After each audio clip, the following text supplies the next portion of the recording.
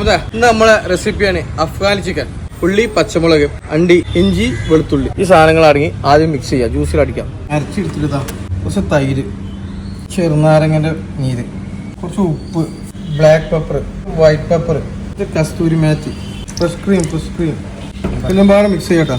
നമ്മൾ ബട്ടർ ചൂടാക്കി തീക്കാണ്ട് ഒഴിച്ചാൽ മിക്സ് ചെയ്തിട്ട് കഴുകി വെച്ച ചിക്കന് മസാലയിലേക്ക് ഇട്ടിട്ട് ഈ നല്ല രീതിയിൽ മിക്സ് ചെയ്തെടുക്കുക.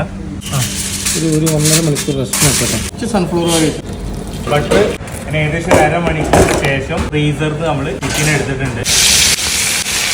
ഇവിടെ ചിക്കന് ഏകദേശം ഒന്നുകൂടെ റെഡിയായി വന്ന സമയത്ത് അതിലുണ്ടായിരുന്ന ആ ബാക്കി മസാല അല്ലേ ആഡ് ചെയ്ത് കൊടുക്കുക. ഫ്രഷ് ക്രീം, ബട്ടർ, പഞ്ചസാര, അങ്ങനെ നമ്മുടെ അഫ്ഗാനി ചിക്കൻ റെഡി ആയിട്ടുണ്ട്.